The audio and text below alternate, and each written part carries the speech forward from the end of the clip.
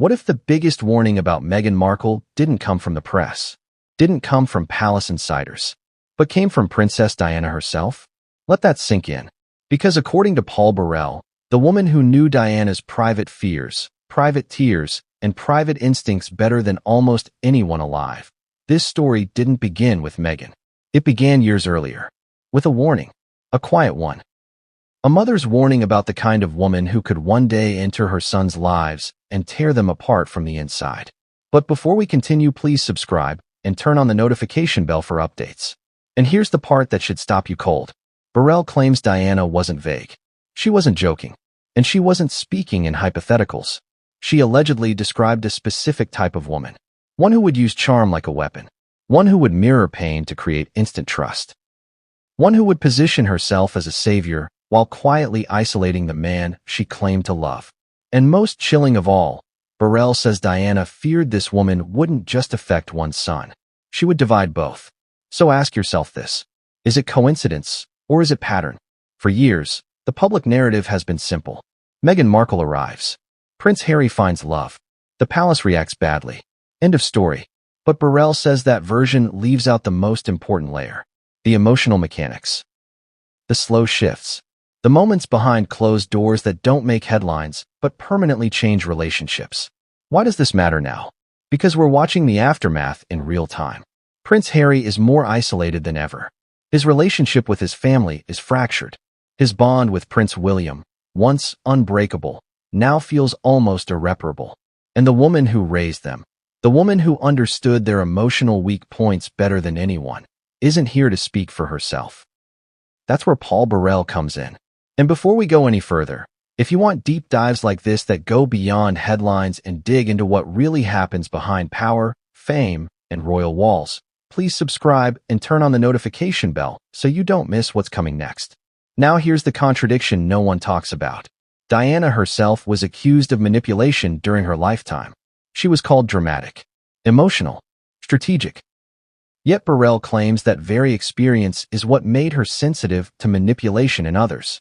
She knew the difference between vulnerability and performance, between love and leverage.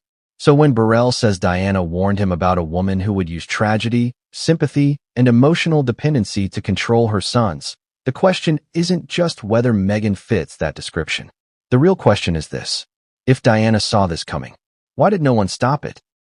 And according to Burrell, the most disturbing part of Diana's warning wasn't about Harry at all. It was about what would happen when one brother stopped trusting the other. Because once that line was crossed, everything would change. And what came next, Burrell says, is where the warning stopped being theory and started becoming reality. So what exactly did Princess Diana allegedly warn about? Because this is where Paul Burrell's account becomes deeply uncomfortable. According to Paul Burrell, Diana didn't talk about titles, money, or fame. She talked about emotional danger. The kind that doesn't explode all at once, but quietly reshapes how someone thinks, who they trust, and who they slowly begin to see as the enemy. Burrell claims Diana told him she worried most about the woman who wouldn't arrive aggressively. Not loud, not demanding, but gentle, supportive, understanding. The kind of woman who listens first, who mirrors pain, who makes herself indispensable before anyone realizes what's happening. Think about that for a moment. This wasn't a warning about scandal. It was a warning about emotional alignment. Diana allegedly believed that Harry, more than William, would be vulnerable to this.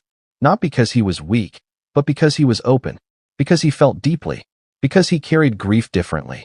Diana knew her sons.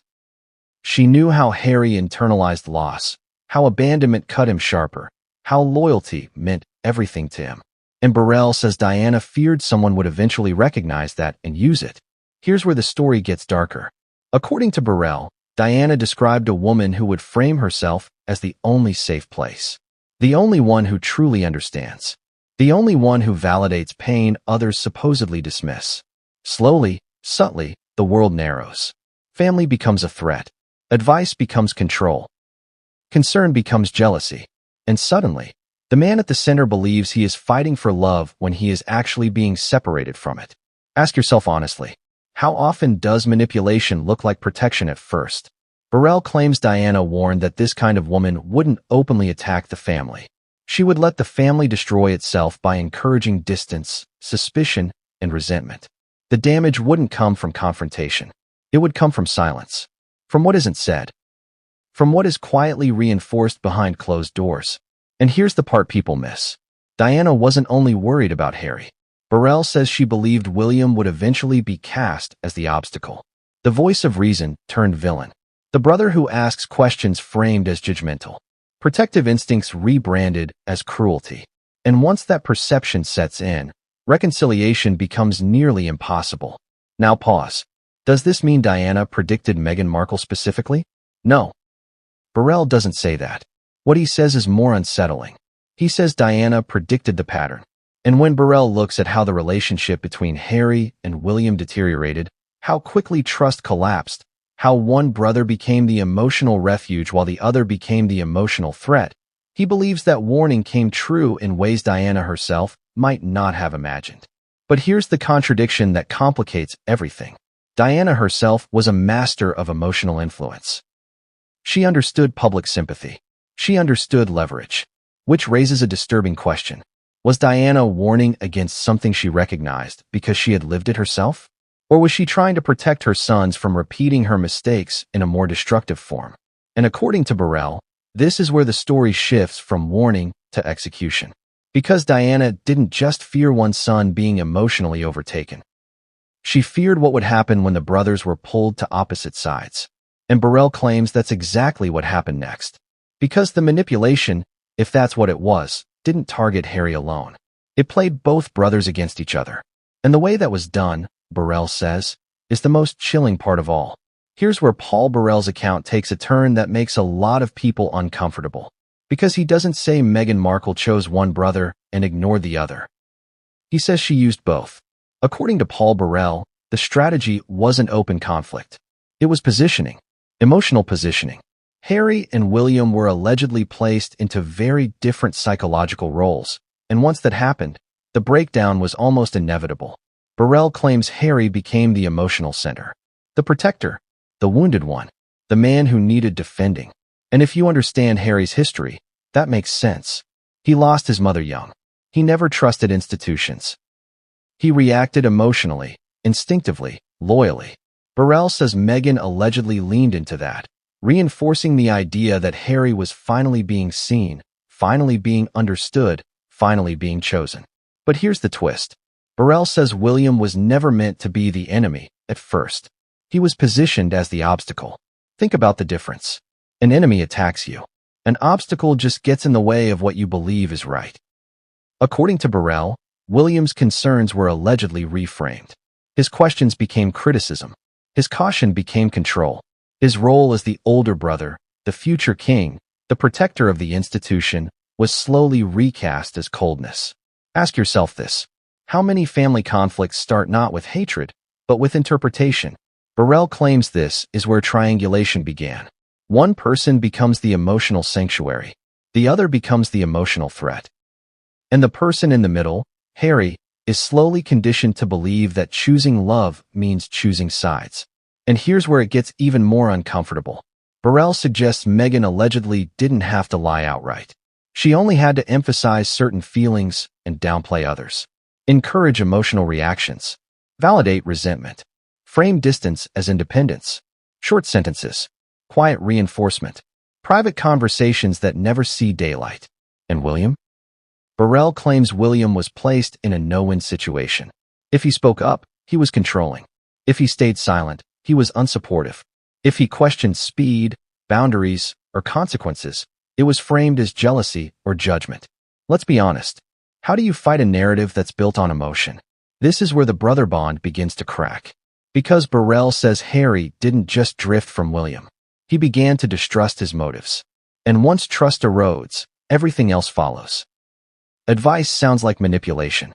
Concern sounds like attack. Silence sounds like betrayal. Now here's the contradiction that complicates everything. If Meghan was manipulating, why did so many people initially support her?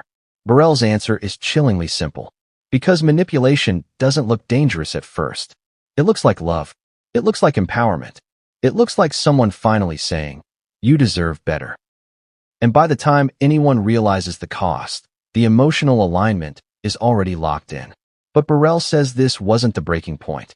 The real damage happened later, behind closed doors, during a moment that didn't make headlines, didn't involve cameras, and didn't happen on a balcony.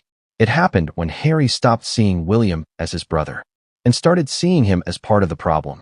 And according to Burrell, that was the moment Diana's warning crossed the point of no return. Because once that perception set in, reconciliation stopped being likely. And what came next, Burrell says, is the moment where the family fracture became permanent. There is always a moment when a family fracture stops being reparable. Not the argument everyone hears about, not the headline, but the quiet internal shift where trust doesn't just crack, it collapses. And according to Paul Burrell, that moment arrived faster than anyone realized. Burrell says the real turning point wasn't a public disagreement or a media storm. It was emotional realignment. The moment when Prince Harry stopped asking himself whether his brother might be right and started assuming his brother couldn't be. Think about how subtle that is. No shouting, no dramatic confrontation, just a quiet shift in belief.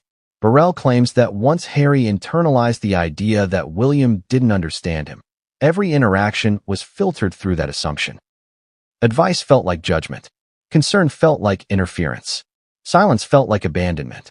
And every reaction reinforced the story already forming in Harry's mind. And where was Prince William in all of this? According to Burrell, William sensed the distance before he understood it. He felt the withdrawal, the defensiveness, the walls going up. But every attempt to reach across was met with suspicion. Every effort to slow things down was interpreted as opposition. Here's the tragedy Burrell points to.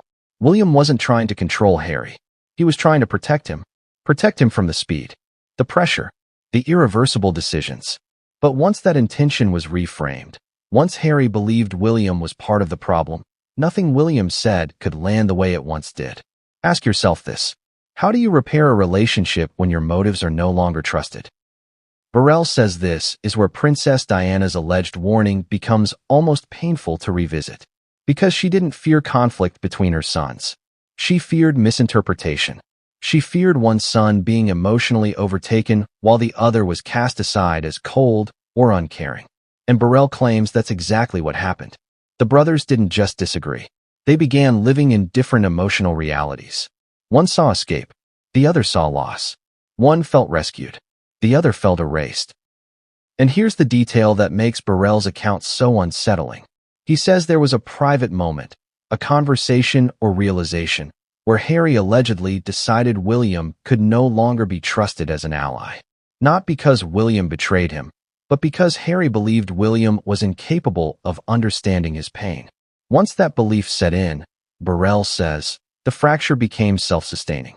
Distance justified itself. Resentment reinforced itself. Silence became proof. And at that point, even Diana's voice, had she been alive, might not have been enough to break through. Let that sink in. The woman whose death defined their bond might not have been able to save it. Burrell doesn't claim this makes Harry malicious or William heartless. He frames it as tragedy layered on tragedy, pain responding to pain, grief colliding with fear. But he does make one final, chilling claim. He says that once the brothers crossed this emotional line, the story stopped being about love versus duty. It became about identity. And when identity is threatened, people don't compromise. They retreat. They harden. They choose sides. And according to Burrell, this was the moment Diana's warning stopped being a warning and became a confirmation. Because what followed next didn't just divide the brothers. It locked them into opposing worlds. And the fallout from that decision, Burrell says, is still unfolding. So here we are, at the point where the warning, the pattern, and the fallout all collide. And the question that lingers isn't really about Meghan Markle anymore. It's about whether Princess Diana was right. Because when you strip away the headlines, the interviews, the documentaries, and the endless public arguments, what Paul Burrell is really describing is something far more intimate. A mother who understood her children so deeply that she feared not what they would do, but what could be done to them. According to Burrell, Diana didn't worry about her sons being hurt by enemies. She worried about them being reshaped by people they trusted, about emotional dependence replacing independent thought, about loyalty being slowly redirected until family felt like the threat. And look at where things stand now.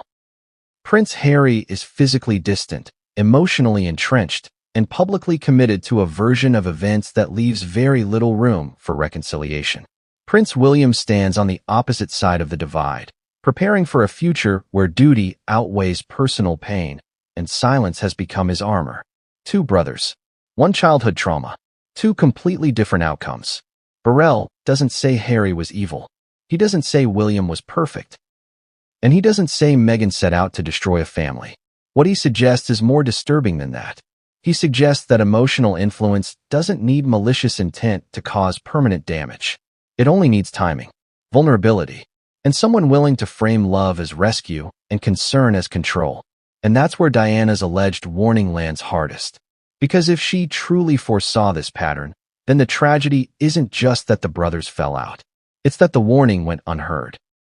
Or worse, that even if Diana had lived, even if she had spoken directly to Harry, he might not have believed her. Because once emotional alignment sets in, outside voices don't sound like protection anymore. They sound like opposition. So ask yourself this.